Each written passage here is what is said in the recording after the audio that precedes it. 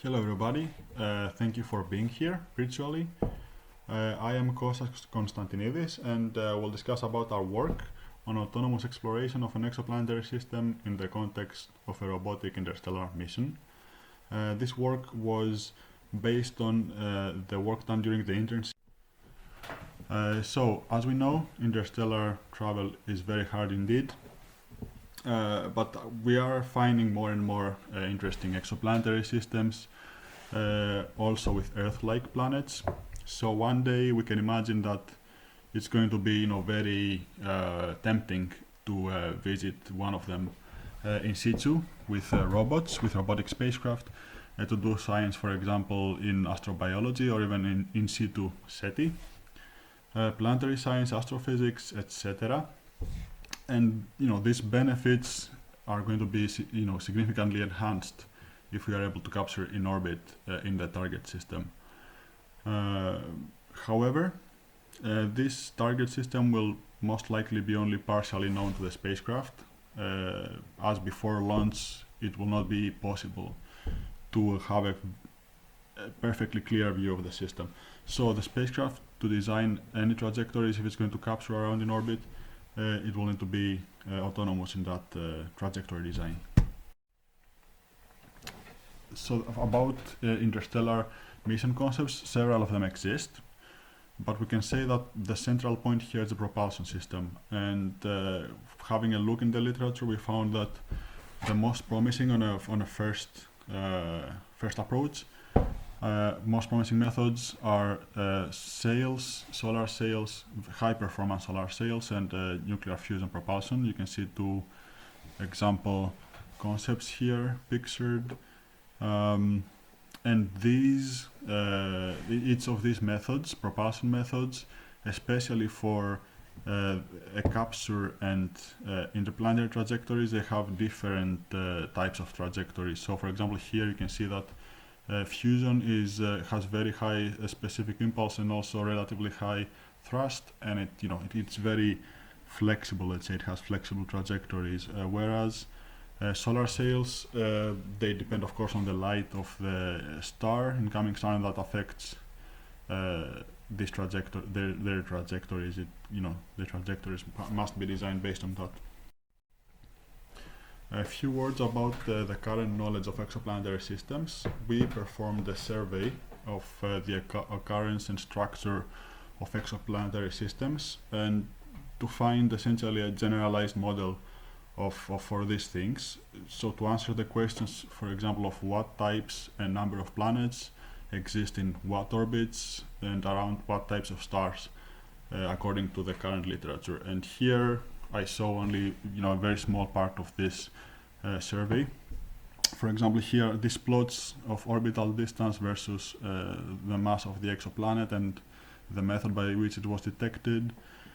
Or for example, this plot here showing the frequency of number of planets for stars per star. So most stars have around 4 planets, as we know now, etc.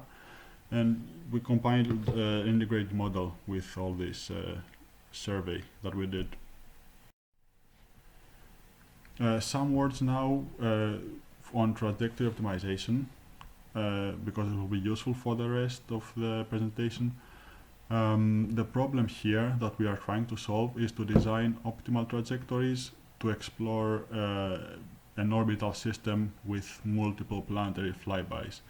And this can be formulated, and we worked a lot on this on the ACT in the past years, is as a global optimization problem, and each of the trajectories, it can be transcribed as a multi-gravity assist one deep space maneuver trajectories, or legs of trajectories of MJ1 DSM, or in other words, as impulsive trajectories. And if one would like to have low thrust trajectories generated from such trajectories, impulsive trajectories, the impulsive trajectories can be used as initial guesses for low thrust trajectories. So having trajectories transcribed in one way or the other The problem here of global optimization is to find a sequence that satisfies exploration goals, whatever those are in per case, while the trajectory is optimal, usually fuel optimal. And when the problem is small, like for example here in the Jupiter Galilean moons example, if you want to visit each moon once only, this is a relatively small problem because all you have to do is have a full search of all possible sequences, which are not that many if you have only one visit per planet, and you can prune the sequences that violate constraints, for example a delta V budget, as you can see here, and you can also prioritize which moons here to visit by assigning, for example, scores. So you can see here, let's say the surviving sequences that were not pruned, and these sequences you can see which one scored better. In this case, if you wanted to visit Europa earlier, this would be scored higher.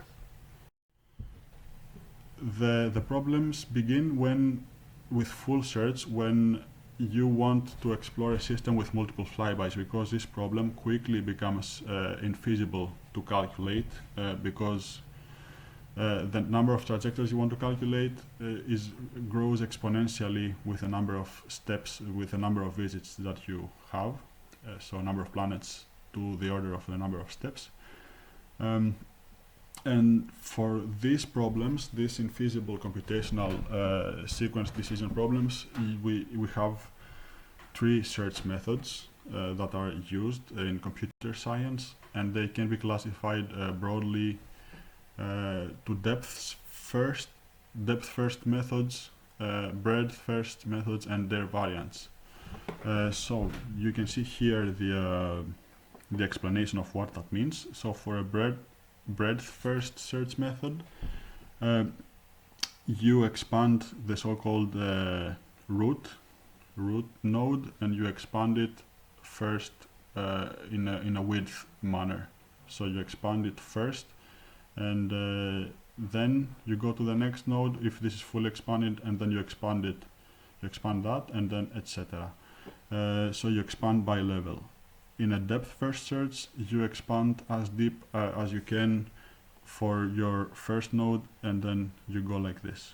So you expand as deep as you can, and then you expand your first node more, and then you move on to the next branch.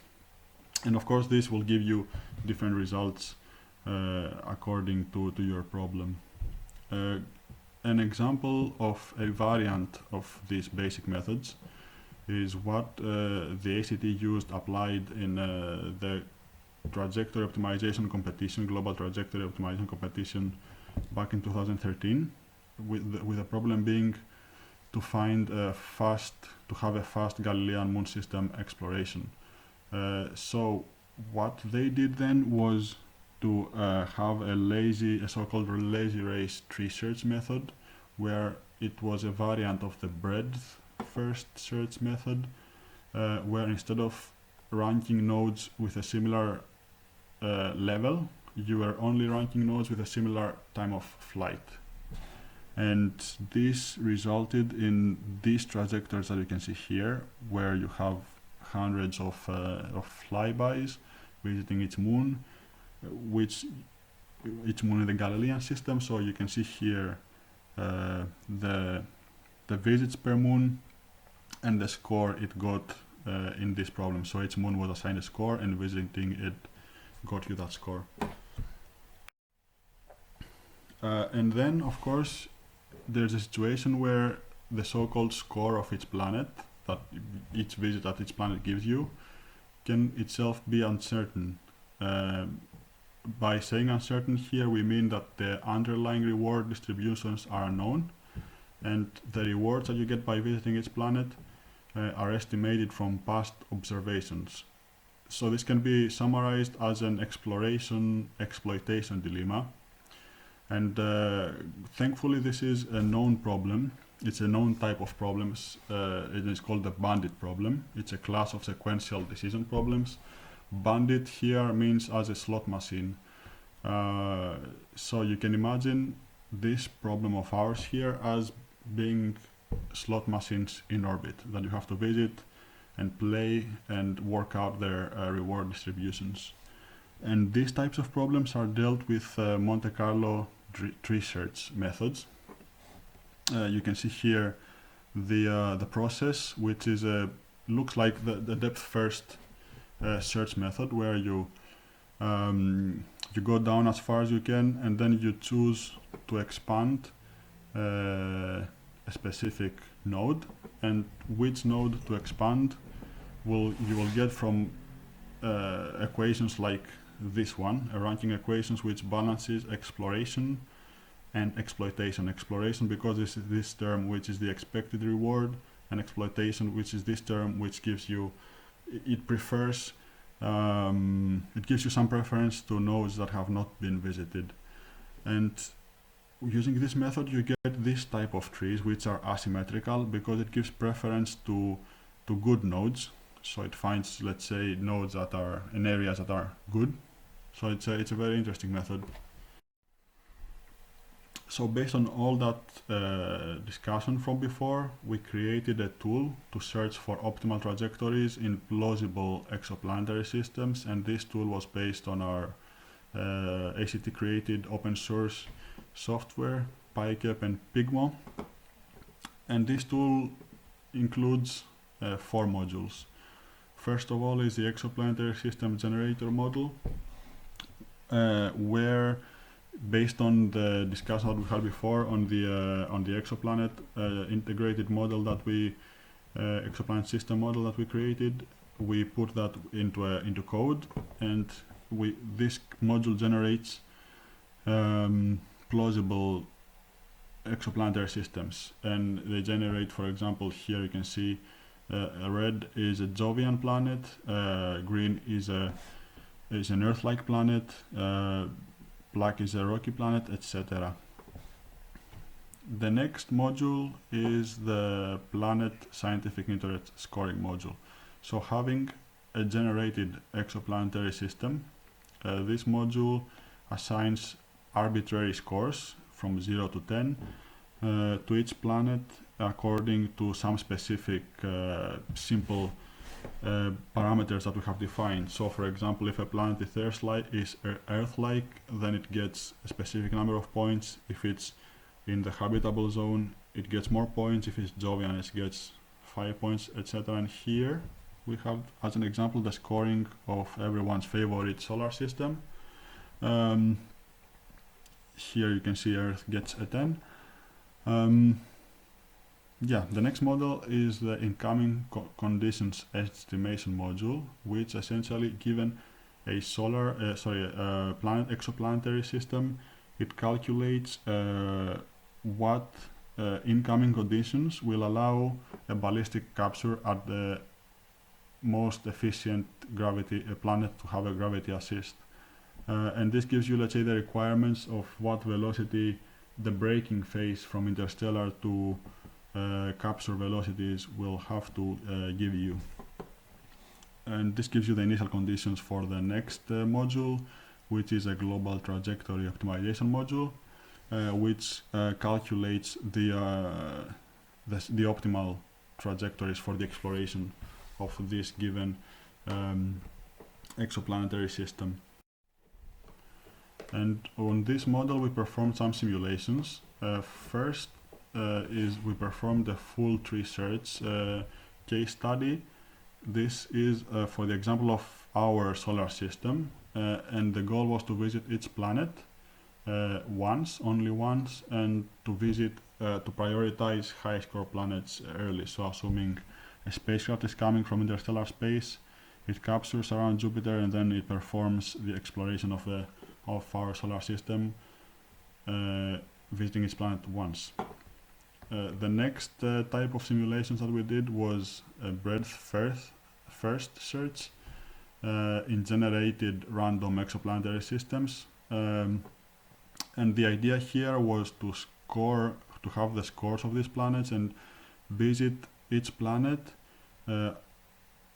one time for each point it had in the scores, and then deduct this point from the planet's score. And of course, at some point, this leads to all planets having a 0 score, and this means that the system is fully explored. And here we saw just a few examples of just generated exoplanetary systems, some trajectories here, and then the planets at the visits at each planet and the score you get, which is of course reduced at each flyby, and high score planets are preferred first, and then lower score planets. Here you see more trajectories and more planetary visits. Of course, here so we get now to the conclusions and the future work for this work. So what we did here is we created an exoplanetary system generator, and we have a tool, a trajectory optimization tool, that transcribe trajectories as impulsive trajectories with gravity assists. And we implemented from the search methods we described a full search method and a basic breadth first method. And we showed before a proof of concept, let's say, that the tool works and it generates trajectories, optimal trajectories, complicated optimal trajectories to explore planetary systems. And what remains to do is to have low thrust trajectories implemented, as we said before, based on these impulsive trajectories as a start. We implement the lazy race tree search because it's very interesting, because it is it's a tree search method for fast exploration, which is what we're interested in. You might have seen in the previous slide that the times right now, exploration times for planetary systems are kind of very large, unrealistically large, let's say, but it's a first step. And then we want to implement Monte Carlo tree search with uncertainties first in the scores of the planets, and then maybe in other aspects. And eventually we want to do the statistics on the time and fuel needed for an efficient exploration of exoplanetary systems. In summary, this work it's a useful tool to work out strategies for futuristic, let's say, exoplanetary exploration far in the future, and have some constraints and an idea on what kinds of fuel and time is needed for that for different types of spacecraft. It's also an interesting thought experiment to further develop advanced global trajectory optimization techniques, also under uncertainties like we saw in the scoring of the planets, scientific interest of the planets. And it's also a nice learning tool for that can introduce someone smoothly to global trajectory optimization. This could be also a use for it. Feel free to have a look at our paper. Also contact us, and as I said before, this tool was created using ACT software, PyCap, and Pigmo, which are also open source. Thank you very much for your attention, and have a great day.